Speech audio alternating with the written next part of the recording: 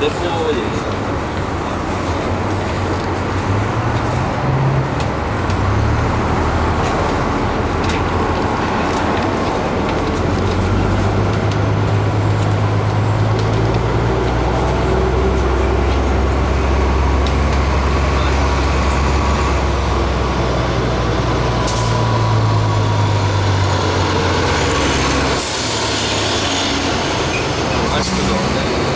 While the area around us may be a hive of activity, the story beneath it 아침에 보잖아. 시작할 때 마치 몰라요.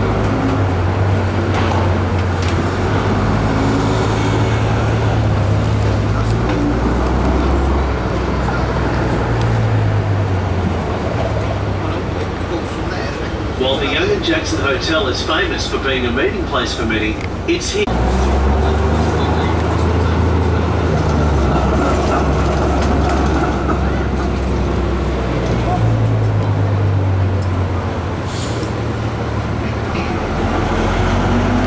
To your right, down various laneways and alleys, you will find a whole world of street art. In fact, we're known as one of the greatest street art cities of the world. Be it graffiti, stencil art, paste ups, light boxes or murals, the streets of Melbourne are rich with this modern art form, either legal or illegal.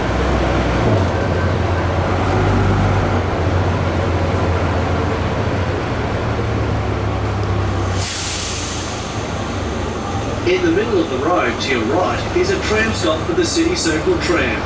This free tram runs 7 days a week.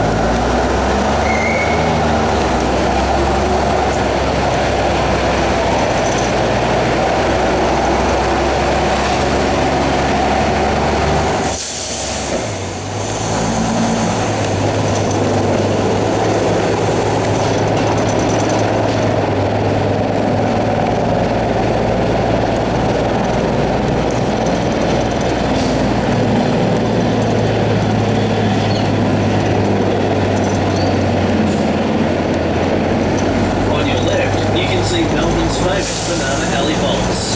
Built in 1891, the vaults were used by fresh produce sellers to store their wares, in particular bananas, which were ripened using ethylene gas, a plant hormone. From the 1930s to the 1960s, the vaults found various uses, but eventually fell into disuse until receiving a little TLC in the late 80s from the state government to restore them to the state you see today. They're quite the icon and a part of our early European heritage.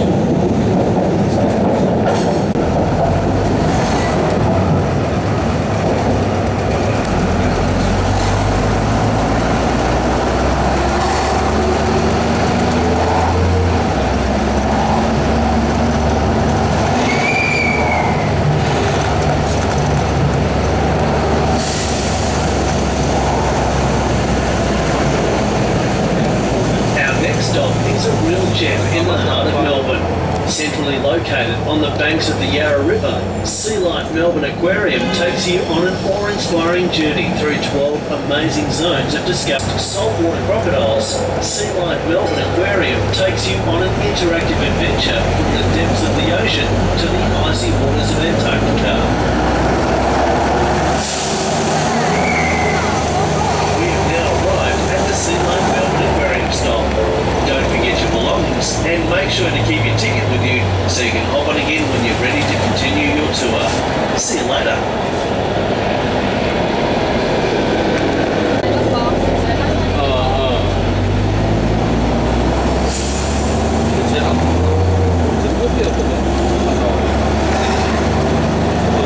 As we cross the famous Yarra River, to your left you'll find South Bank, a mecca of restaurants, shopping, bars, cafes and entertainment. A favourite place for those wanting to take a look and stroll on the water side.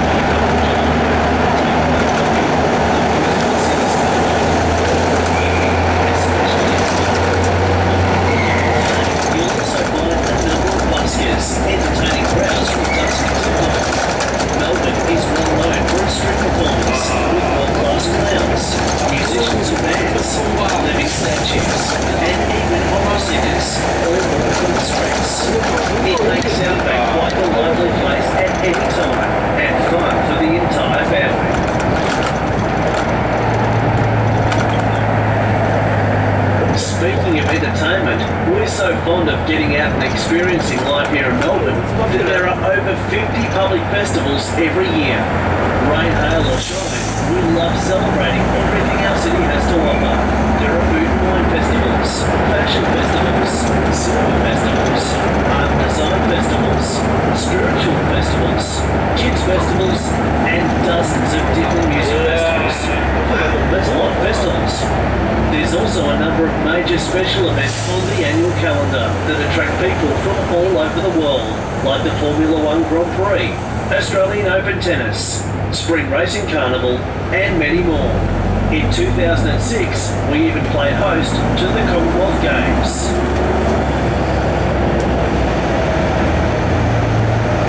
During the early years of Melbourne's development as a capital city, a number of breweries opened their doors to supply the great influx of citizens with one of the world's favourite liquids, beer. Since those days, Australia has not only changed its system of measurement, but we've also developed better.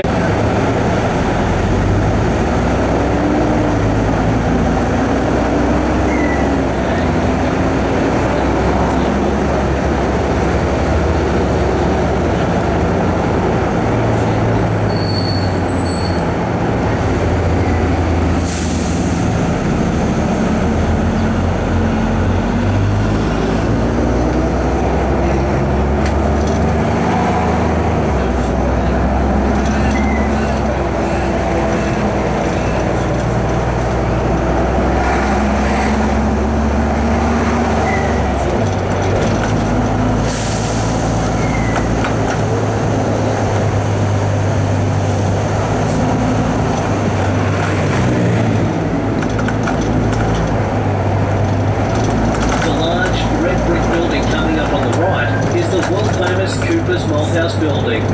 Built in 1892, the building was a brewing and malting works until 1990, when it was donated by the owners, Carlton Breweries, to the arts community. Since then, it has been the home of the Malthouse Theatre, a theatrical company that stages live performances throughout the year. From opera and cabaret to drama, comedy and more, the Malthouse is known for pushing the bounds of contemporary theatre and presenting exciting interpretations of classic works. The Malthouse is also known for staging annual performances of one of Australia's most well-known playwrights, David Williamson.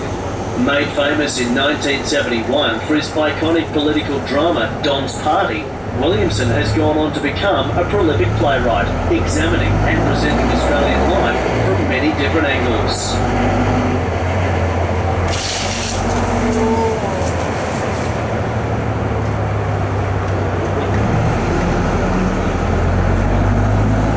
Looming 297 metres or 975 feet into the sky, look up and you can see the tallest building in Melbourne, Eureka Tower. Opened in 2006, the building comprises 91 floors of residential apartments and building services. If you're not scared of heights, make your way to the observation deck, which has the highest gain. This bloody night ended with the death of 27 people and became known as the Battle of Eureka Stockade. Look to the top and you'll see the tower wears a gold crown, which symbolises the gold rush period. Down the side of the building is also a red stripe, a representation of the blood spilled during the rebellion.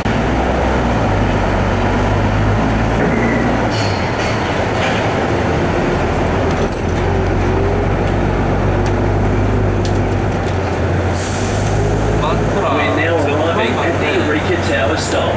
If you wish to see Melbourne from our tallest building, this is for you.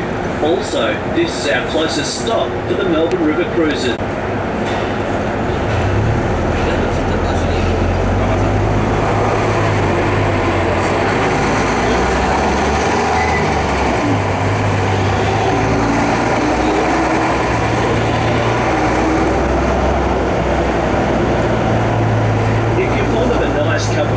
And let's face it, who isn't?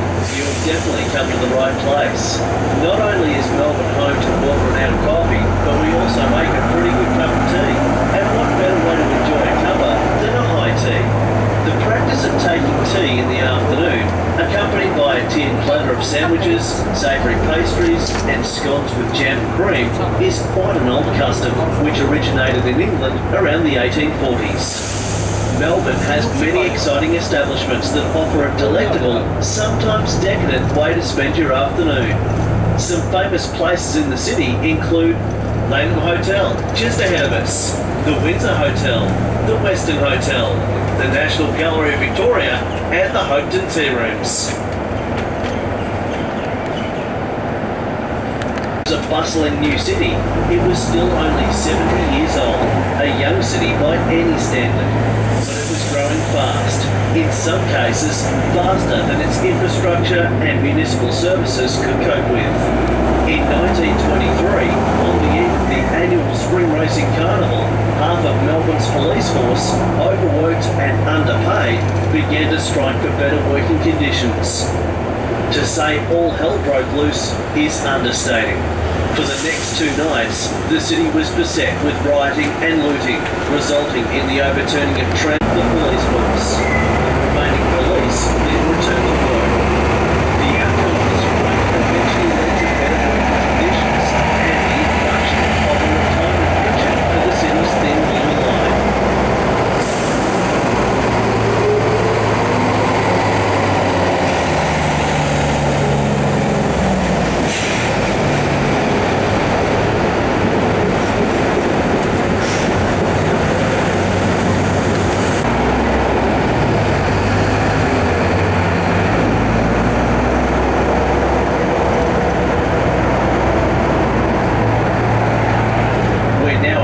Melbourne's Crown Casino and Entertainment Complex. We hope you have an appetite for leisure and pleasure because this place has it all. Opened in 1997, the venue quickly became one of the major centres for competitive poker in the world, alongside traditional gambling pursuits such as card tables, slot machines, roulette, horse racing and more.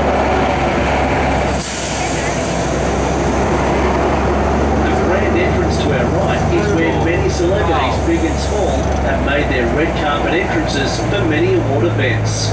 From the Logie Awards, our version of the Emmys, to the Alan Border Medal for cricket fans.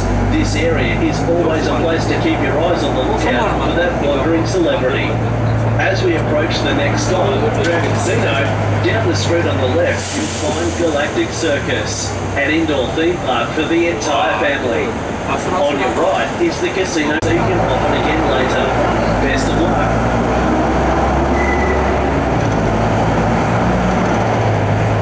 Sometimes, to experience a cultural capital like Melbourne in a truly local fashion, you need to get off the beaten path. That's why there's an enormous amount of our fair city you can see from your own 2 feet by taking one of our many walking tours. There are historic tours, haunted ghost tours, photographic tours, architecture tours, art gallery tours, comedy tours, hidden secrets tours, chocolate tours, bar and cafe tours. Phew, we hope you packed your walking shoes. For more information, Inquire has really grown and is now the biggest operating network in the world, with 250 kilometres of double track and more than 31,000 services each week. We love them. They're a distinct and unique facet of our city's identity.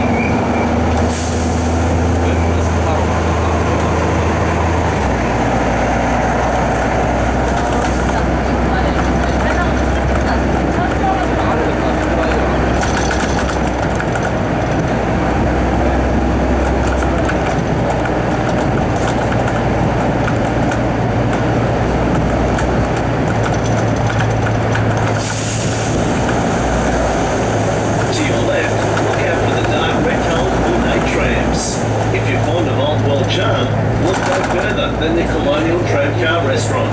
A fantastic way to tour the city in style and comfort, these Colonial Tramcars travel through the surrounding inner suburbs and offer silver service dining for lunch and early and late dinner. It certainly is a unique way to enjoy our city and promises to be an experience you won't find anywhere else in the world.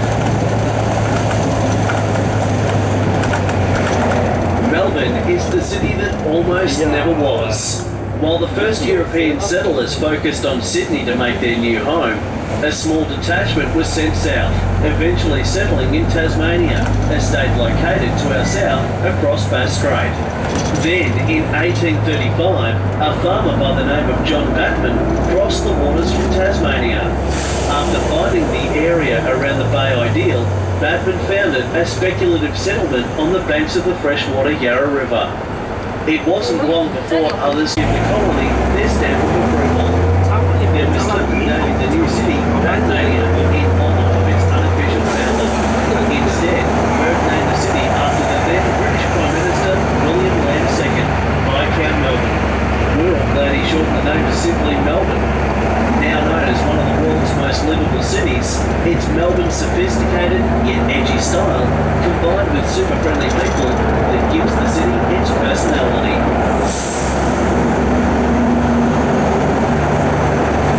And now approaching South Wharf. Built in 1875, the area was formerly a shipbuilding and repair port, but recent years of heavy development now find it home to world-class hotels, restaurants and shopping. It's the perfect spot to spend the entire day spoiling yourself. Arr, parties.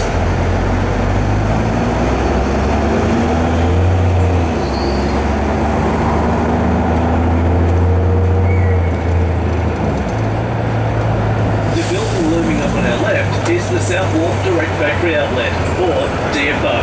As the name implies, this is where you can unleash your wallet or purse and buy everything your heart desires. Whether it's homewares or furniture, CDs or DVDs, clothing or stationery, DFO has it all. You'll feel like a kid in a candy store.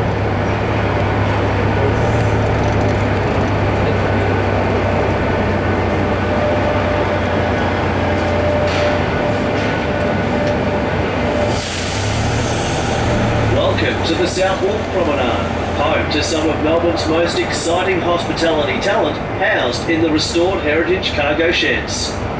These cafes and restaurants boast one of the most beautiful waterside views in Melbourne.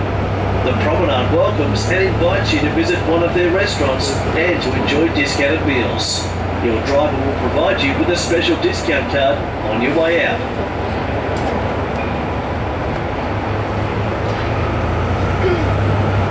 We're now arriving at the South Wharf site. Hop up here for all the retail therapy you can ever need. If you'd like to scrub the decks about tall ship Hollywood side, this is also your stop. Don't forget your belongings and keep hold of your ticket so you can hop on again later. Have fun!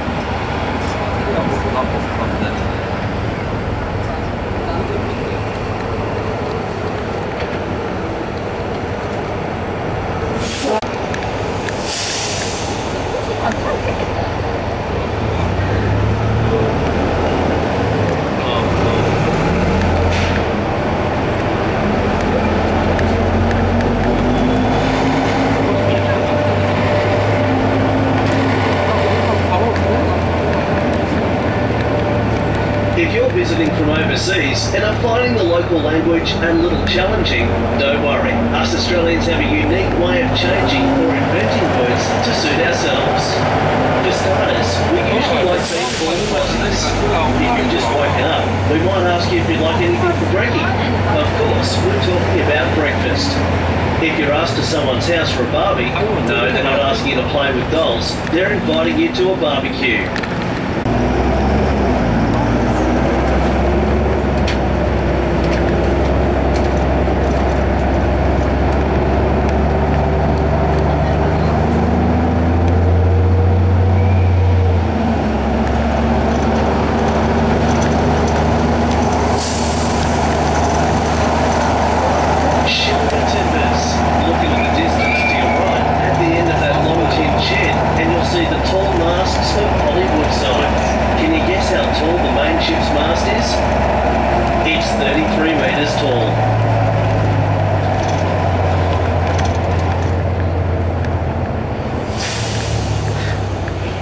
Like many cities that reside on a river, the Yarra River plays a central role in Melbourne's cultural identity. You've probably noticed the way our route has taken us in and around the river quite a bit. Sometimes unfairly known as the river that runs upside down, the Yarra gets its brown colour from particles of clay soil, which clump together and become suspended in the water. At night, the gas bridges, or fire towers, located along Crown Casino, erupt with a mighty roar, belching flames high into the air. It's a spectacular display that lights up the river and surrounding areas. Don't worry, it's completely safe.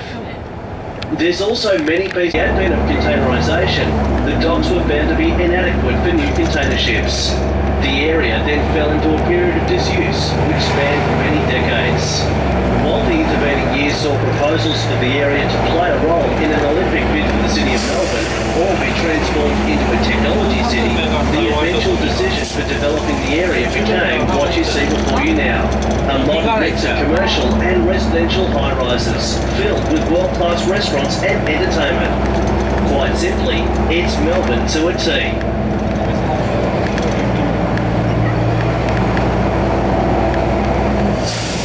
Look up to your left. It's a cow in a tree. This art piece was inspired by a cow stuck up a gum tree after floodwaters washed away the rest of the herd. Of all the luck. Look to your right to see something uniquely Australian. If you're a fan of all things sport, you've come to the right place. Welcome to AFL House, the home of the Australian Football League. This building is where the AFL Commission, the body of people who preside over the sport, meet to discuss the state of play for AFL and make decisions about the game's future development. Think of it as the White House of Australian football.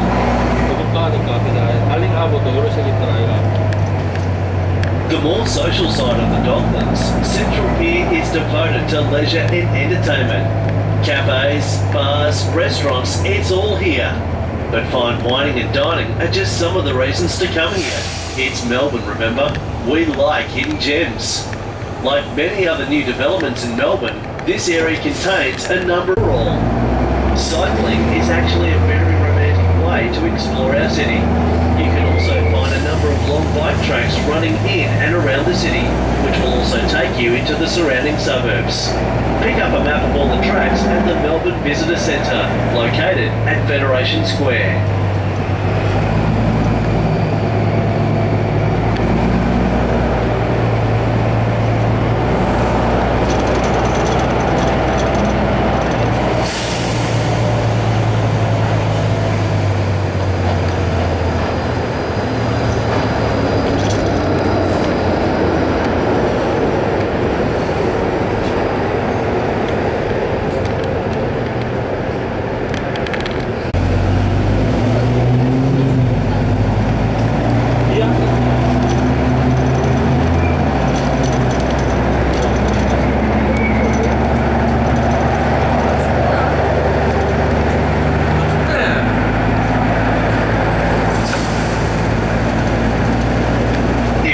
Spectacular views of Melbourne City, prepare to be amazed.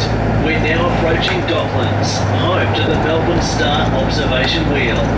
One of only 4 giant observation wheels in the world, London Eye, Singapore Flyer and the Las Vegas High Roller, Melbourne Star offers breathtaking vistas of the city, day and night. Standing 120 metres tall, the 7 spokes in the centre of the wheel represent the 7-pointed star on the Australian flag. Melbourne Star is the perfect introduction to Melbourne and all that it's known for. Each of Melbourne Star's spacious air-conditioned cabins offers an unparalleled, uninterrupted 360-degree view across Melbourne and its surrounds.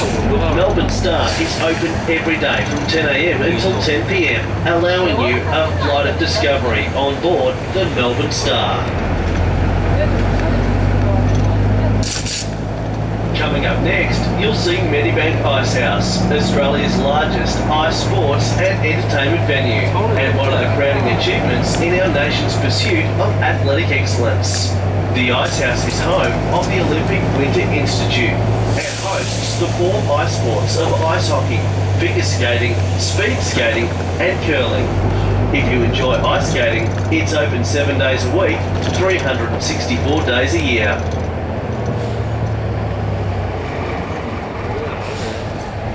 If you love television and movies, then you'll love the next stop. On your right is the world-class Docklands Studios Melbourne, the home of international movie making in our city. Did you see Ghost Rider? We made it here. How about where the vault things are? You guessed it, made right here as well. So were The Killer Elite, I, Frankenstein, Knowing, and The Pacific. And small screen shows like Who Wants to Be a Millionaire. If you hang around long enough, you'll likely spot a Hollywood legend strolling around between takes.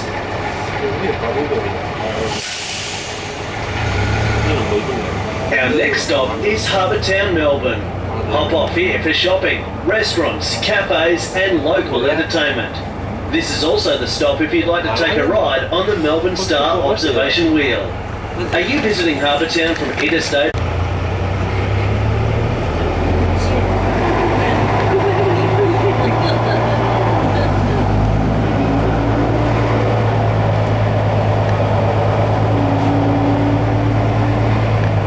To our right, you can see the mighty columns of the Bolte Bridge, named after the 38th Premier of Victoria, Sir Henry Bolte, who was responsible for commissioning the building of the Westgate, Monash and Tullamarine Freeway.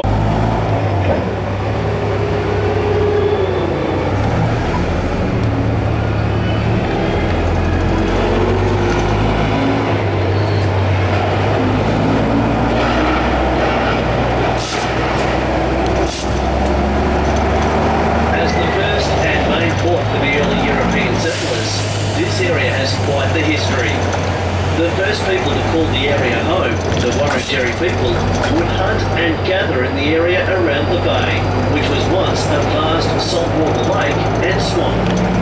With the arrival of the first settlers, tent cities and docks were soon built, allowing yet more settlers to establish a new life here, bringing with them trade and industry. By the end of the 19th century, with the introduction of a rail network to transport goods inland and the construction of Victoria Dock, development of Melbourne had increased at a dramatic pace. The Docklands continued driving this development until the 1970s, seeing millions of tonnes of cargo pass through here every year. But as the saying goes, you can't stand in the way of progress. A larger, more expansive dock was built further north, which saw the majority of ships leave this area.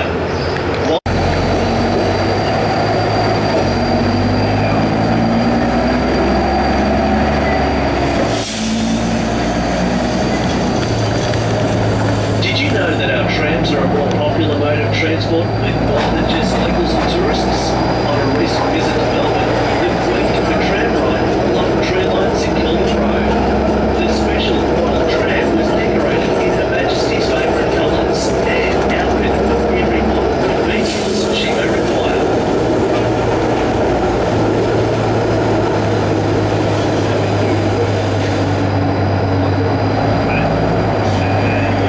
Look ahead to the building with the big red 7 on it. Look just behind this and you'll find Etihad Stadium. Home to many national and international sporting matches and special events, this stadium also offers the perfect setting to lose oneself in the music. Everyone from U2 and Mariah Carey to Kiss and rapper Eminem have thrilled audiences with eardrum-bursting rock and pop music, leaving their salivating fans begging for more. The roar of the crowd as each lead singer declares our city better than Sydney or Brisbane is really something to behold.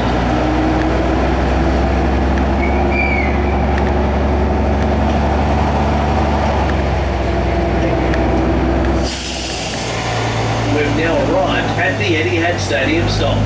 Please ensure you have all your belongings before hopping off. Don't forget to hold on to your ticket so you can hop on again later. See you soon.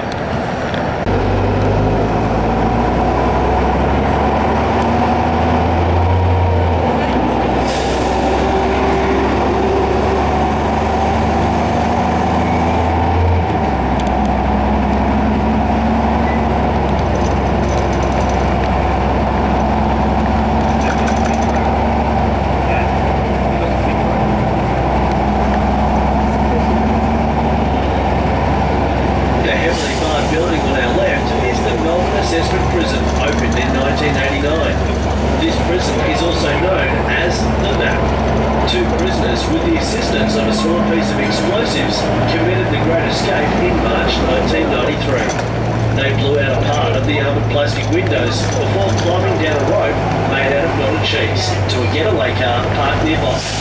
But don't worry, they were caught a few days later. Since then, steel bars have been added to the windows to prevent repetition.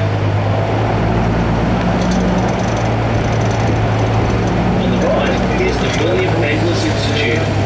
Established in 1940 by Melbourne businessman Sir William Charles Angliss, he donated money to start a specialist trade school specialising in providing training and education for the hospitality and food.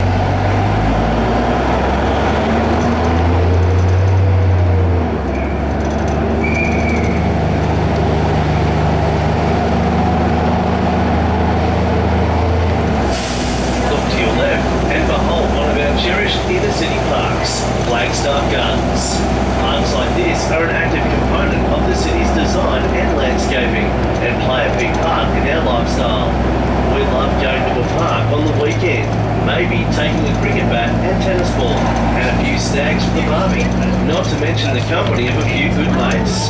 If you happen to find yourself here on Australia Day, you'll be hard-pressed to find a spare patch of grass for your picnic rug.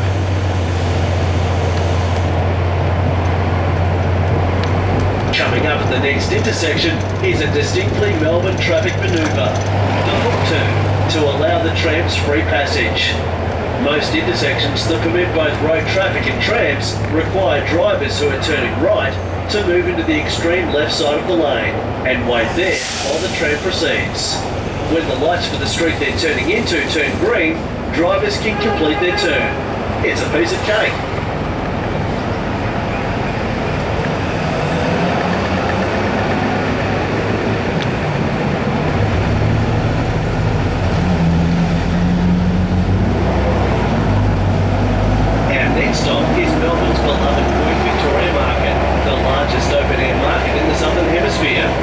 Unfortunately, the market is closed on Mondays and Wednesdays, but you can still explore this area on foot.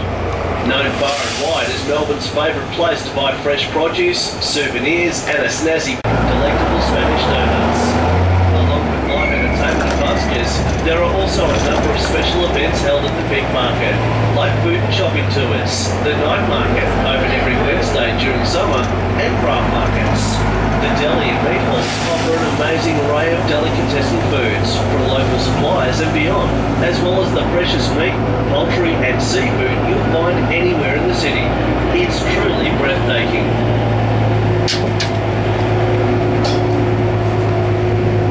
We've now arrived at the Queen Victoria Market. Don't forget your belongings and ensure you keep your ticket so you can hop on again later.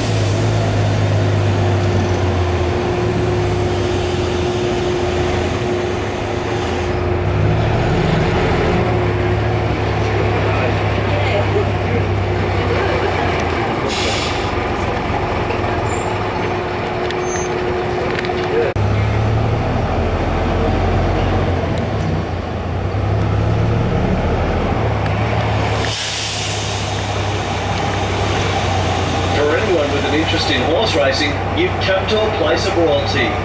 Melbourne is home to the world's richest 2-mile handicap race, the Melbourne Cup.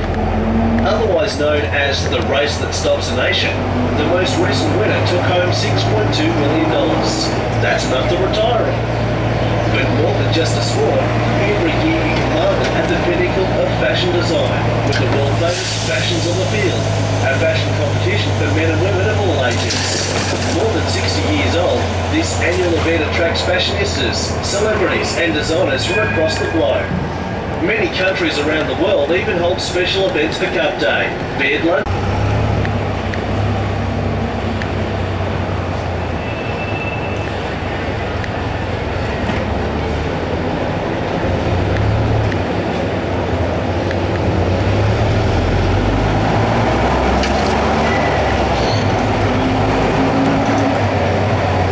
Chance to visit the Princess Theatre, located on Spring Street in the city centre, you may catch a glimpse of a ghost.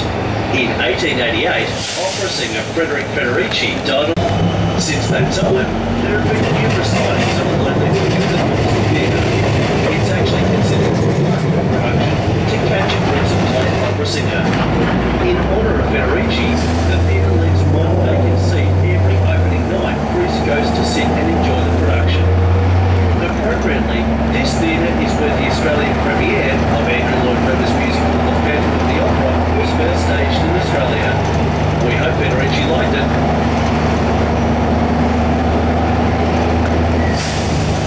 The suburb we're travelling through is North Melbourne, one of Melbourne's older suburbs. It became a popular living area for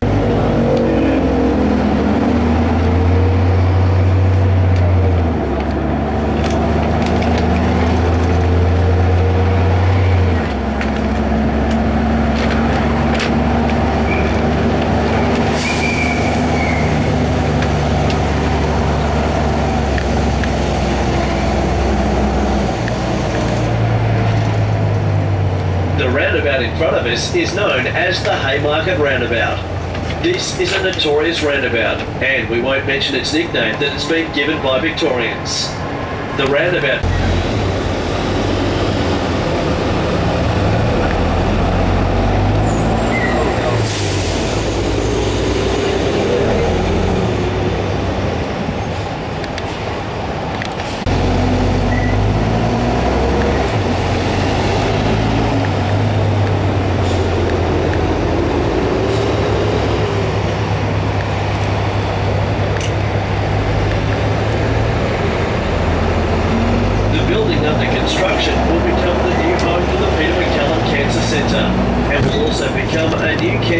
and service centre for Victorians. This $1 billion facility is due to be completed by the end of 2015 and is set to become a centre of excellence for people affected by cancer. Look to your left on the far corner of this intersection and behold Melbourne's crowning achievement in public health care, the Royal Melbourne Hospital. Comprising the Royal Melbourne Hospital is the Royal Women's Hospital and Royal Children's Hospital. This world-class centre for medical treatment is also a major teaching hospital for the University of Melbourne. As well as specialising in a large range of medical and surgical specialties, the hospital is a leading research institute in the Southern Hemisphere. Hospital support. It's an amazing program that enriches the lives of patients and volunteers alike. The collections of buildings to your right comprise one of the country's oldest educational institutions, the University of Melbourne. Known for its sweeping grounds and majestic architecture, this iconic landmark is as much a part of Melbourne as the Yarra River. If you have the time, take a stroll in the university grounds. You may want to check out Auburn College, a residential college that takes up 10 acres of the university grounds. Designed by Joseph Reed, who also designed the State Library of Victoria, the Melbourne Town Hall and the Royal Exhibition Building, it displays the architect's flair with Romanesque and Gothic design. It really is quite the sight to behold. It also reminds some people of Hogwarts School of Witchcraft and Wizardry. Even if you're not a fan of architecture, some of the buildings may be familiar to you because of the many movies that have been shot in and around the university grounds, like the distinctly Australian movie Mad Max, or the recent film Knowing, starring Nicolas Cage. You may find it interesting that over 50% of the university students in Melbourne are not actually Australians. Attracted by our world-class tertiary institutes and quality of living, many international students come here to study everything from law and commerce to business management and medicine.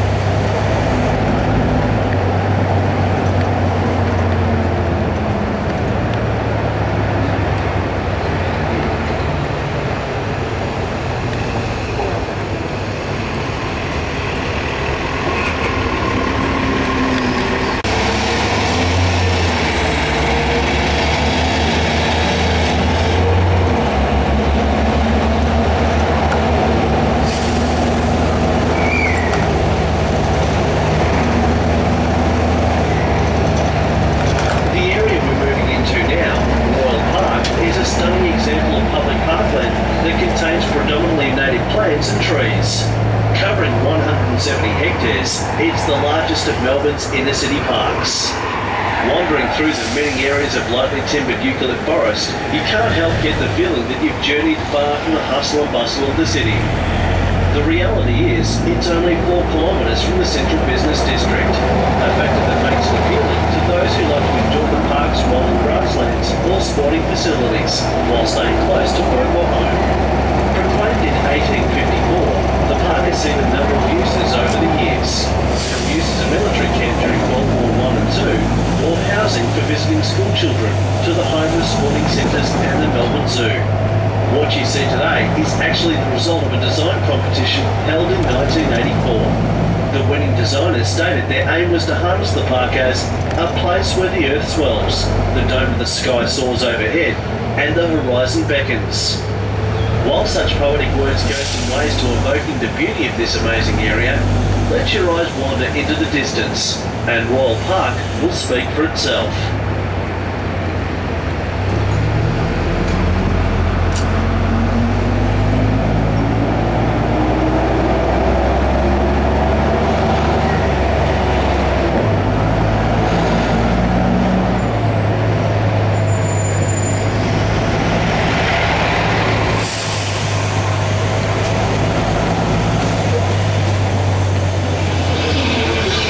Did you hear that? That sounded like the roar of a lion, the king of the jungle.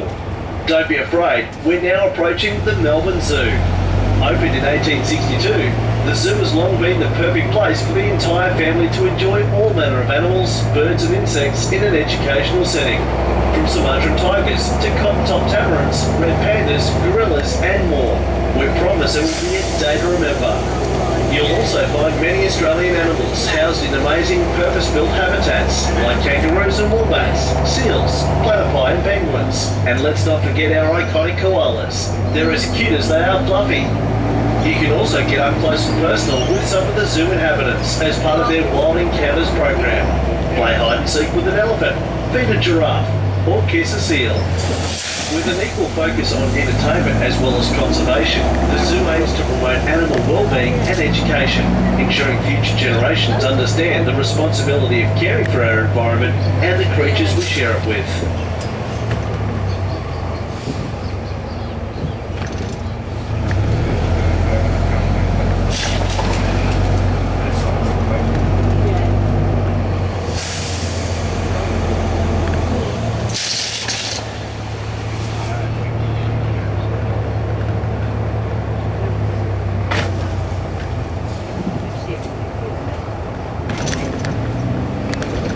We've now arrived at Melbourne Zoo.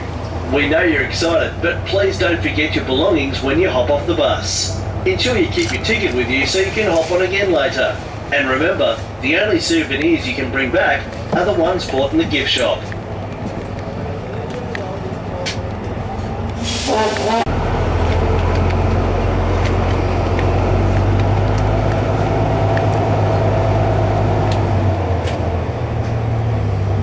Imagine soaring high above the city as the sun peaks above the horizon. It's the dawn of a brand new day. You're gently floating along in the cool morning air. Below you, the city looks like a small model replica of the real thing. It's beautiful in its goodness. This is the joy of seeing Melbourne from one of the oldest known forms of flying, the hot air balloon. If you have the time and the inclination to get up before the crack of dawn, a hot air balloon ride across the city landscape is an amazing experience to add to your Melbourne tour.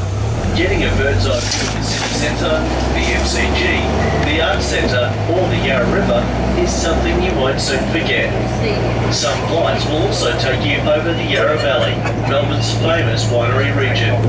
There's a number of companies that offer this experience.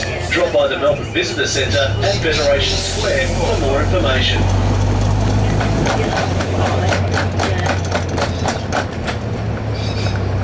The Melbourne Zoo is not the only place to find wild animals in our city. The RSPCA believes that, on average, there are 10 foxes.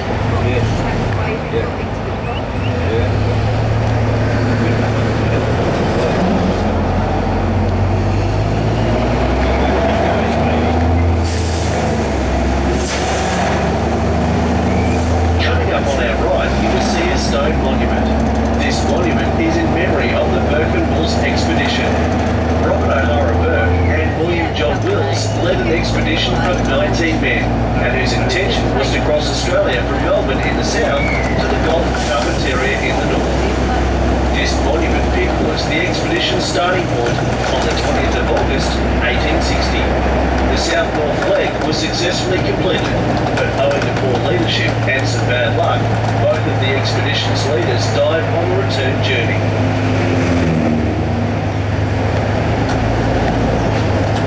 Melbourne owes a great deal of its rapid early development to the Victorian gold rush of the 1850s. Around the beginning of 1851, the population numbered around 75,000. Within the next 10 years, during the height of the gold rush, this number would grow to over 500,000.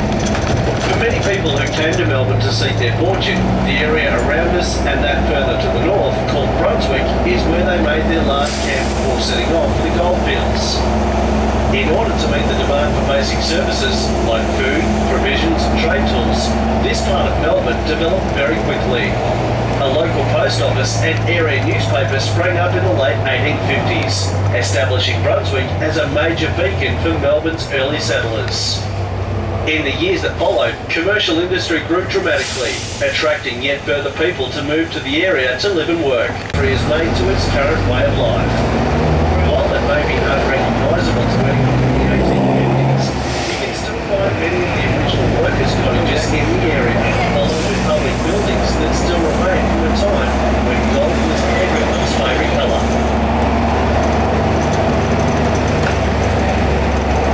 Look to your left and you'll see one of the oldest cemeteries in Australia, Melbourne General Cemetery.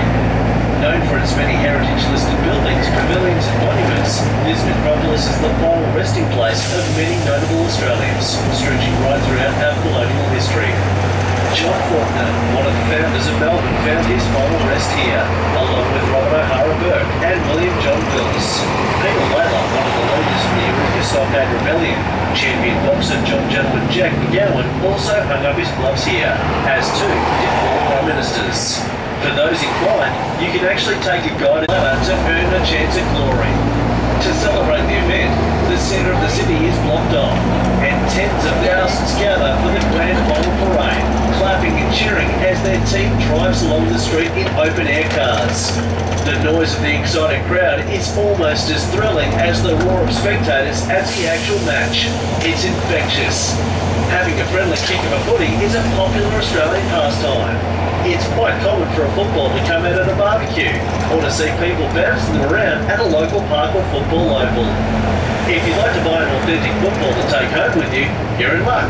In another 30 minutes, our bus will stop at the Melbourne Cricket Ground, also known as the home of AFL.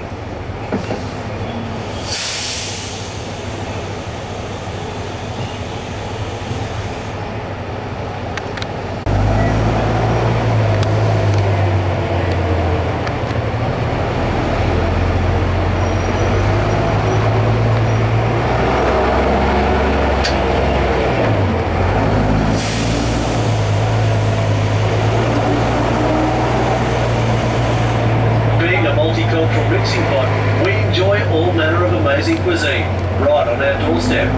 You're now entering one of the most famous areas we're quite proud of. Welcome to Little Italy. Expect amazing pizza and pasta, which some will say is even better than anything you'll get back in the homeland. I know it sounds crazy, but one taste and you'll be convinced. If you hop off here, you'll find an assortment of retail therapy options, enough restaurants and cafes to sink a gondola, and more gelati than you can poke a grissini at.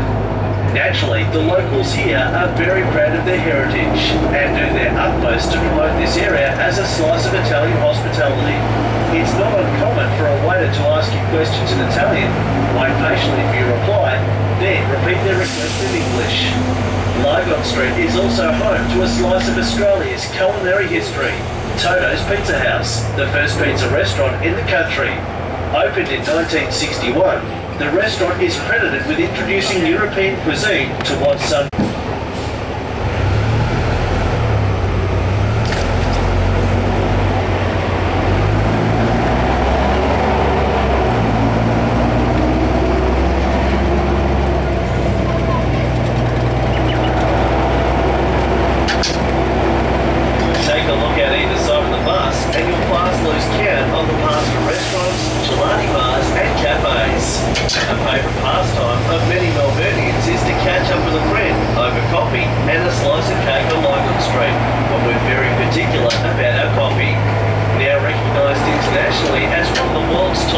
destinations for coffee lovers, our fascination with the simple bean began in the 1950s.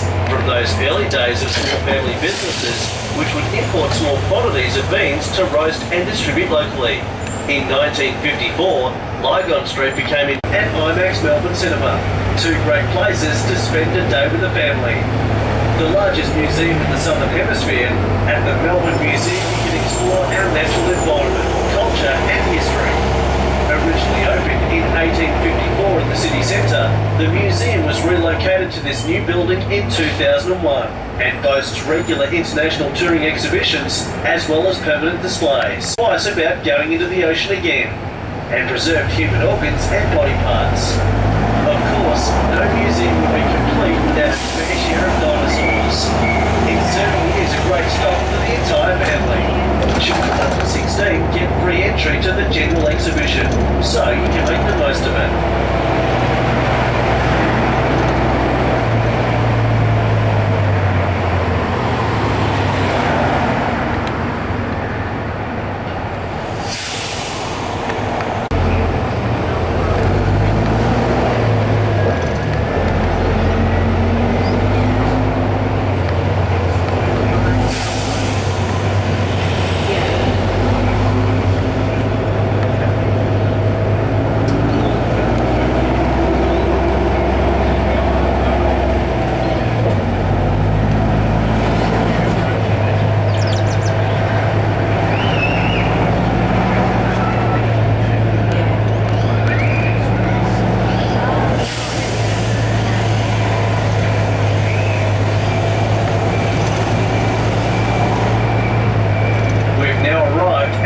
Museum IMAX stop. Please make sure you collect your belongings before you hop off and hold on to your ticket so you can hop on again later. We hope you enjoy your day.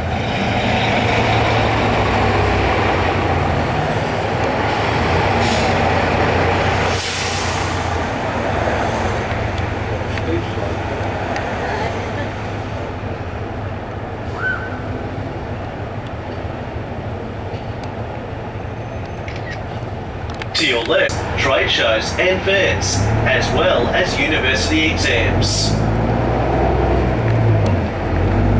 Next to the Royal Exhibition Buildings is one of the oldest public parks in Melbourne, Carlton Gardens.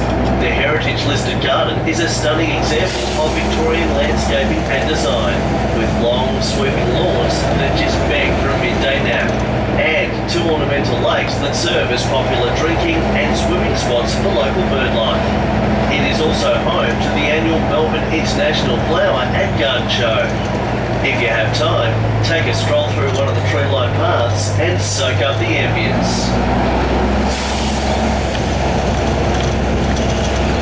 Located on Bourke Street in the inner city is a little slice of Melbourne history known as Pellegrini's Espresso Bar, an Italian pasta and treasure or two. This is an aspect of Melbourne that both excites and frustrates many visitors. Some of the best things our city has to offer can also be the hardest to find. Clearly, it's a little slice of Melbourne we're proud of. Like the Laneway Rock Bar that turned down Lady Gaga's after party in favour of a local band they'd already booked in advance. Or the Italian restaurant that was held up in 1974 by an armed gunman. Perhaps he was after a bowl of pasta. Our food really is that good.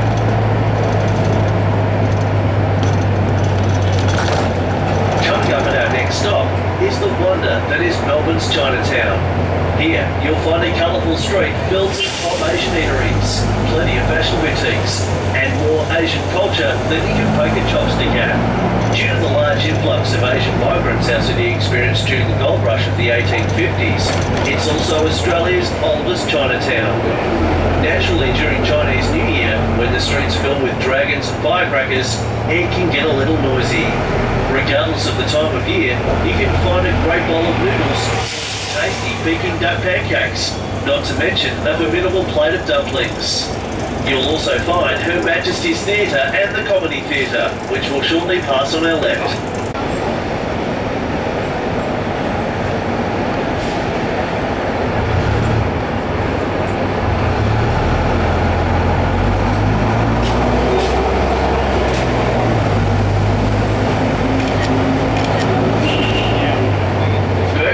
Is one of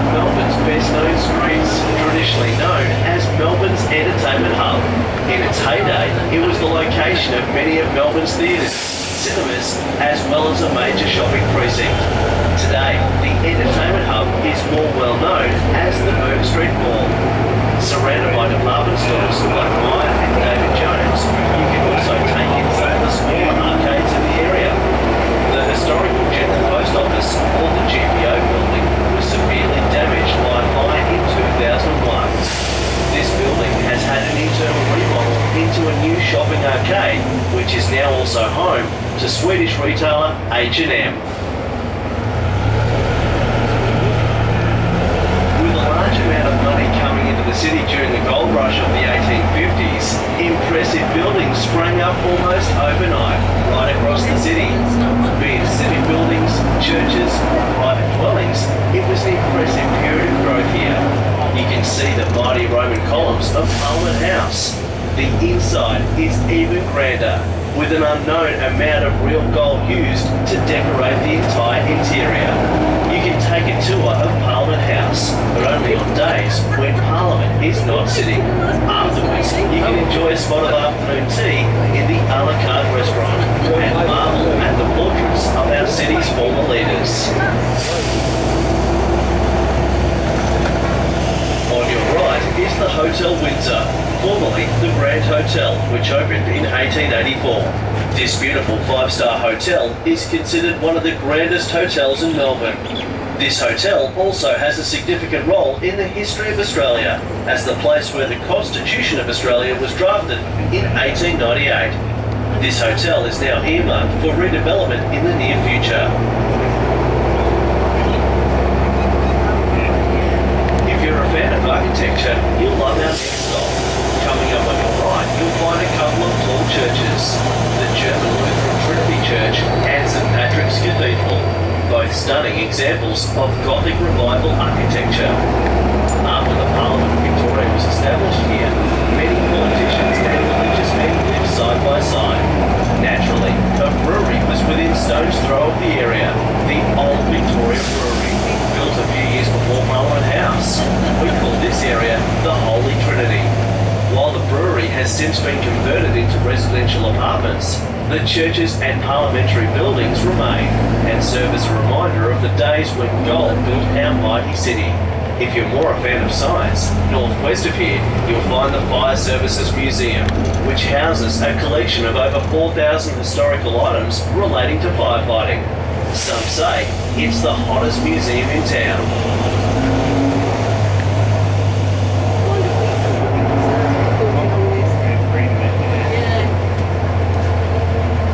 We've now arrived at Cathedral Place. Get your cameras ready and enjoy your stroll around the area. Don't forget your belongings and make sure you keep your ticket with you so you can hop on again later.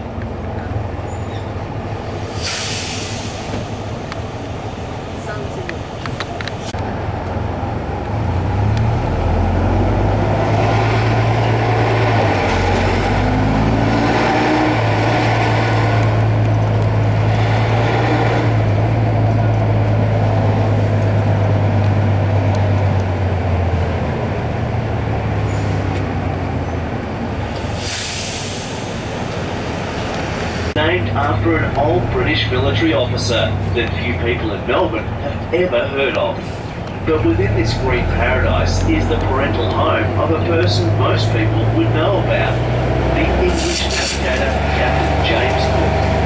Captain Cook was the British naval officer who led the fleet of ships to find and chart the coast of Terra Australis, to which we now call Australia.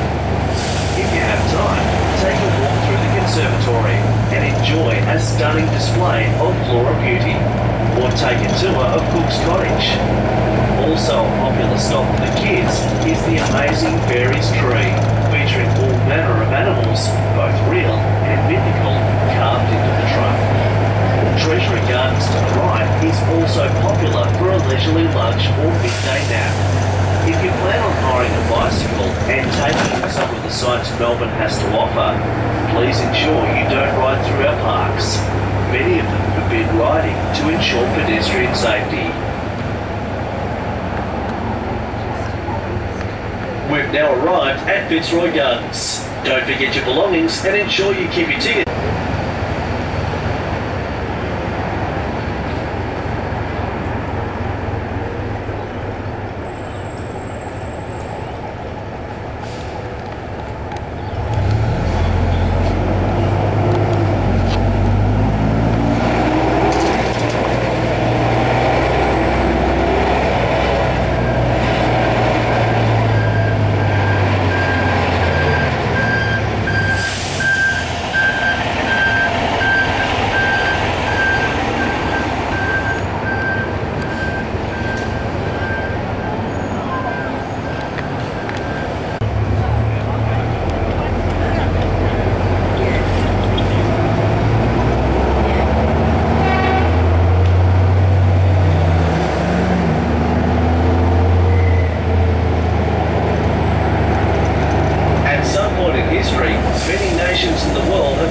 bygone an era of extreme regulation of alcohol. Australia is no different. During the early part of the 20th century, many states in Australia adopted the restriction of alcohol sales after 6 p.m. This was an attempt by the powers that be to instill some moral fibre in the community and send men home to their wives early in the evening. Instead, it resulted in drunken mayhem. As most people finished work around 5 p.m, the next hour was a mad dash to the local bar to drink as much as possible until the cut-off time. In short, the war was a spectacular failure.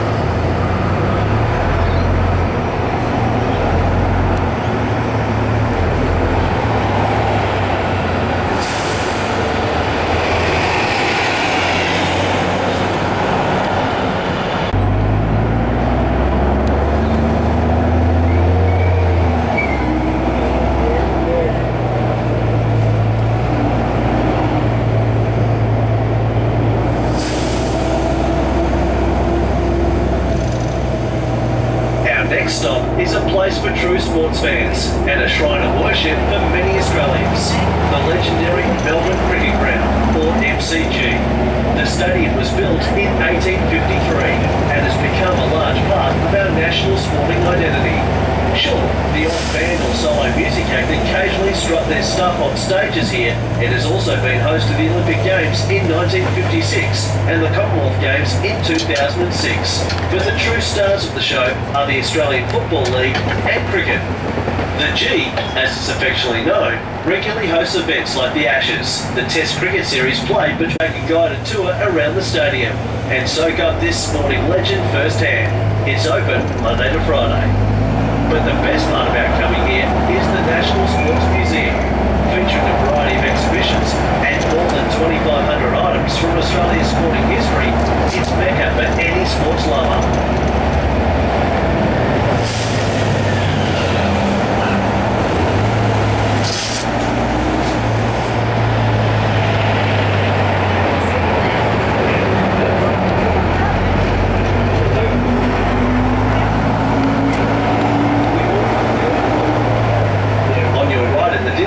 Is Melbourne an Olympic Park.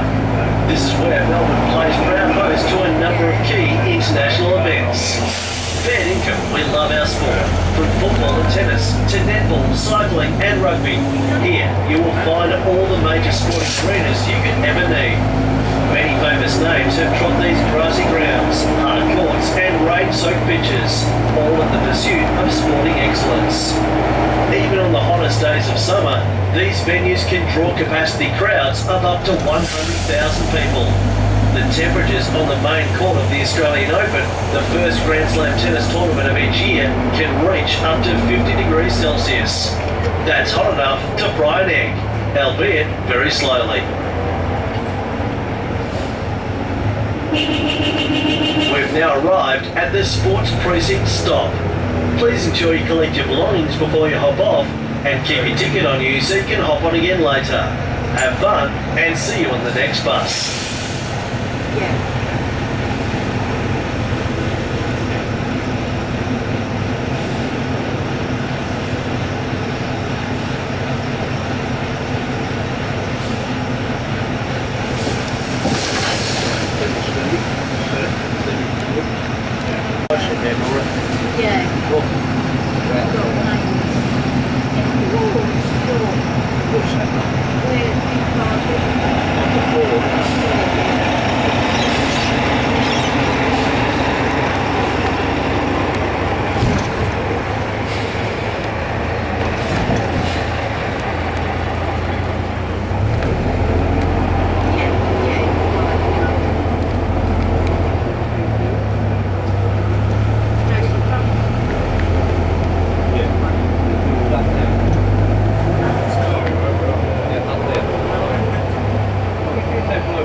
Yeah.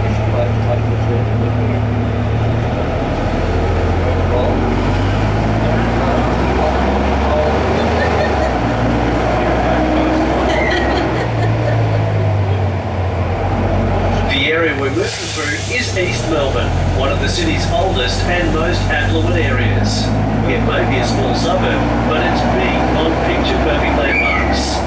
The entire area is filled with excellent examples of early terrace housing, Queen Anne and Art Deco architecture. Notable buildings include Queen Bess Road, an apartment building constructed in 1887, and Eastbourne Terrace, a classic Edwardian terrace house. Take a glance out your window and see if you can identify the architecture style of each building.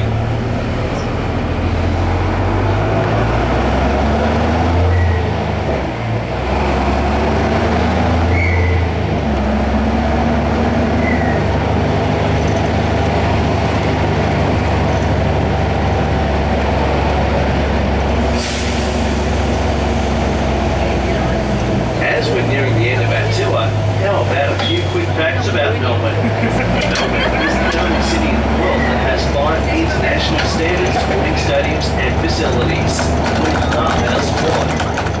The National Gallery of Victoria has the world's largest stained glass ceiling spanning 51 metres long and 15 metres wide. The world's first feature film, The Story of the Ned Kelly Gang, was filmed and made in Melbourne in 1906. Australia's first traffic lights were installed on the intersection of Collins and Swanston Streets in 1912.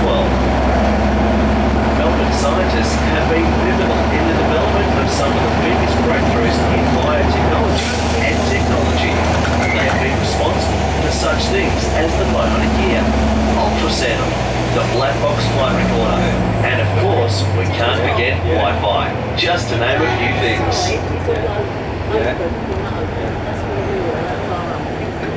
We're now approaching one of Melbourne's most well-known cultural square actually sees a large amount of use, with special events or festivals happening almost every weekend. Love it or hate it, it's a part of our city's culture.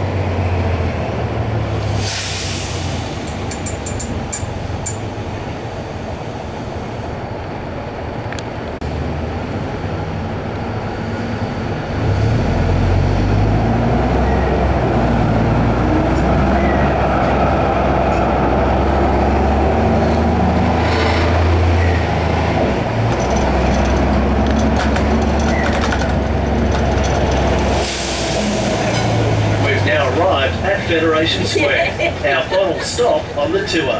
We do sincerely hope you've enjoyed this city sightseeing city tour of Melbourne. And onto the beautiful seaside suburb of St Kilda.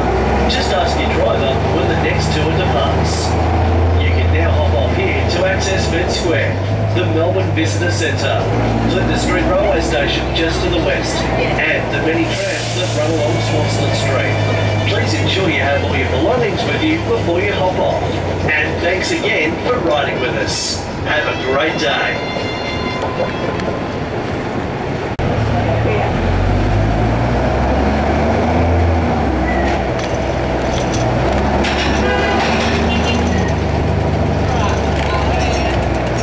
Welcome to the Hop On, Hop Off City Sightseeing Tour of Melbourne. Our world-famous city is known as the cultural capital of Australia, featuring world-class